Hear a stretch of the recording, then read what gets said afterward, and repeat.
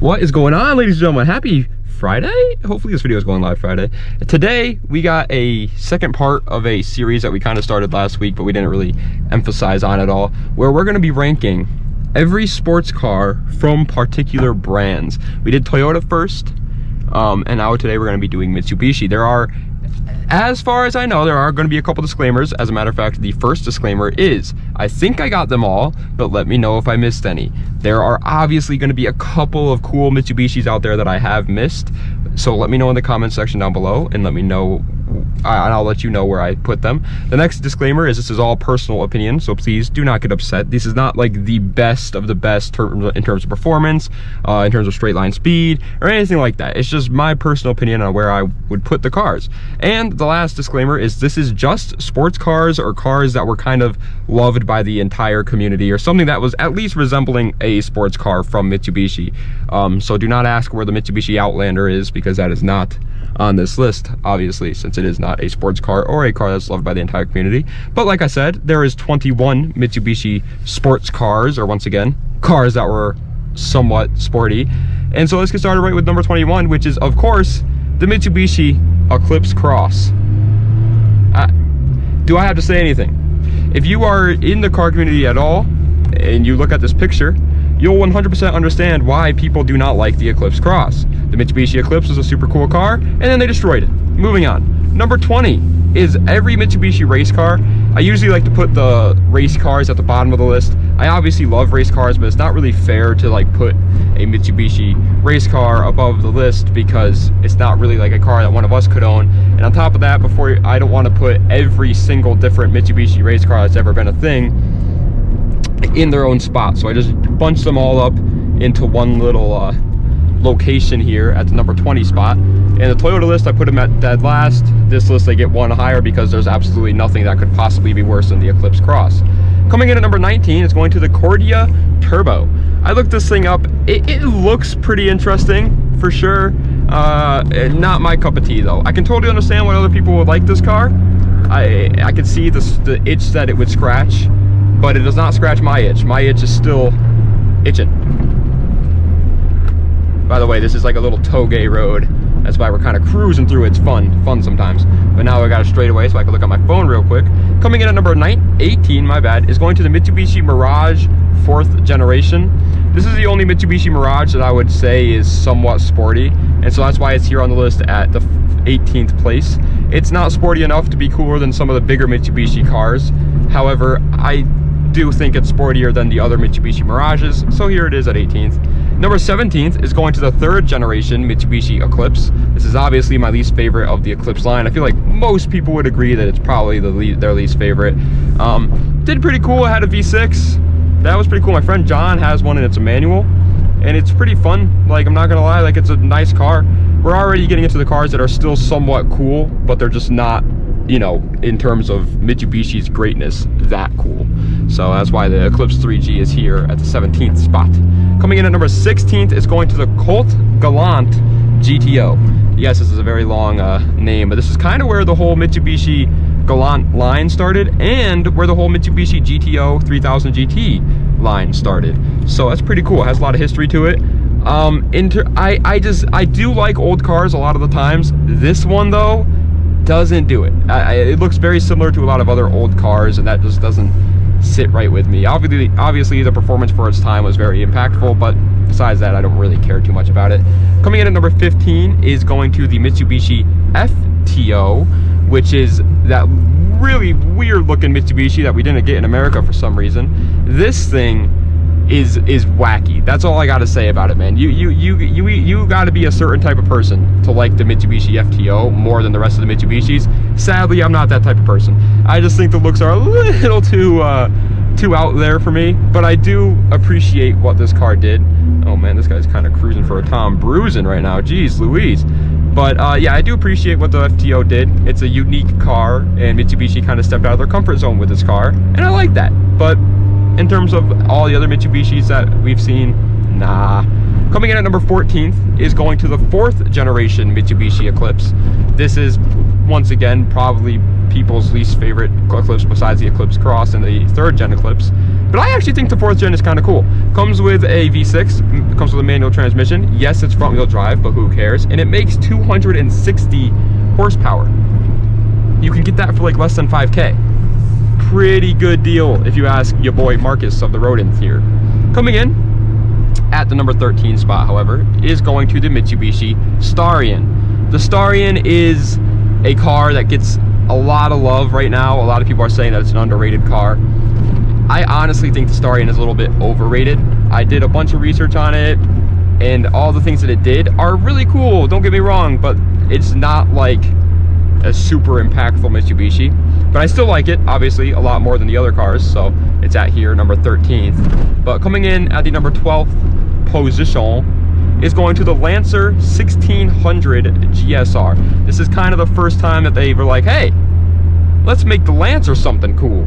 And they decided to do it with this car, made it the 1600 GSR. Pretty interestingly long name. I don't think that they needed to put all those numbers in there, but hey, I'm not a Mitsubishi sales rep, so why do I know? But oh goodness, this is such a hard corner to pull out of, because that is such a blind corner back there, so you got to really get up to speed.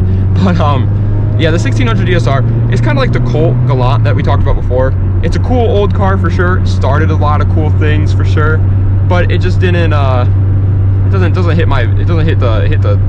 the funny bone the correct way, to be honest. Coming in at the number 11th spot is going to the 1st generation of the Mitsubishi Eclipse.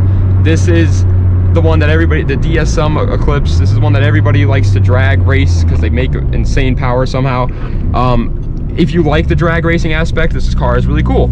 If you like the motor that it comes with, the car is really cool. I'm pretty sure it was all-wheel drive, which is very cool for its time. But everything else, I don't know. I can't get behind the looks is the main thing. I just think it looks a little not my style, man. I don't know. It's just, listen, personal opinion. That one's probably going to get a lot of hate for putting it so low, but I don't know. I had to do it. Coming in at the 10th place is going to the Galant VR4 1st generation. We are not going to be including any of the Galants that aren't the VR4s, so, because I don't think those are really that sporty, to be honest. But the VR4s are, and this thing was sick. This is one of those cars that kind of like the Mazda Protege, kind of like the Integra, where it's lightweight, light power, and it grips up and rips up, baby. And I like that. I like that a lot about it. All-wheel drive, incredible rally car when it came out. It's really cool heritage to it. There's really nothing I could say that's bad about the Galant, the 1st gen Galant VR4, so I just don't think it's as good as the others, but it's still a really cool car. 9th place is going to the wonderful Mitsubishi Legnum. This is technically the 2nd generation of the VR4 Galant, but in a wagon version. And so I did separate the normal version with the wagon version. And as you guys can clearly tell, the 2nd gen normal sedan version of the Galant VR4 I like better than the Legnum. The reason why is simply because the Legnum is just worse in performance.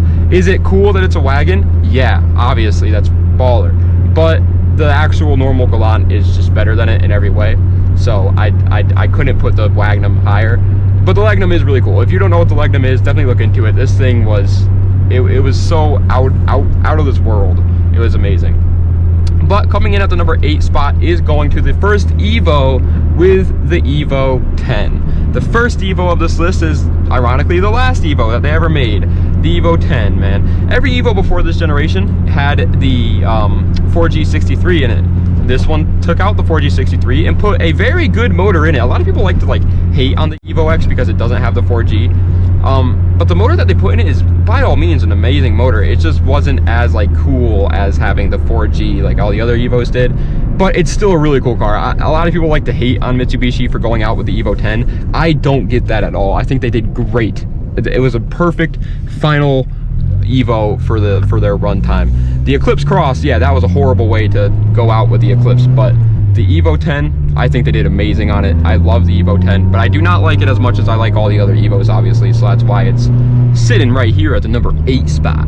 Speaking of Evos, number 7 is the first 3 generations of the Mitsubishi Evo. We're gonna bunch up the Gen 1, Gen 2, and Gen 3, and then we're also gonna bunch up 4, 5, and 6, and then we're also gonna bunch up 7, 8, and 9, because they're all very, very similar. So obviously the 3rd gen is the best of the first 3 generations, but they're all cool as hell. Jackie Chan had Evos and he loved them. If that should tell you something right there. Smart guy that guy is, and he's buying Evos. What do you know? I love the Evos. I've always loved the Evos, but I will say the first 3 generations, they just don't do it for me in terms of the other ones, because the other ones are just, oh my god, so impactful, dude. Like, we'll get into those in a second. What is going on up here? What is going on up here now, friend? Buddy? Pal, what's going on? You want me to run you over? I'll run you over. Don't make me run you over. Oh, this guy's making me stop. What a, I could have called him a bad name.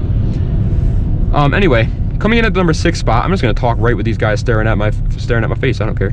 Coming in at the number 6 spot is going to the wonderful Galant VR4 2nd generation. This is what the Legnum was based off of, but the sedan version of that car. So pretty much the same as the Legnum, just with a little bit more, oh boy, look at these guys. You guys are winners. The second gen, shout out those guys, by the way. Manual labor people, you have my respect, man. My friends do all that stuff. My dad does all that.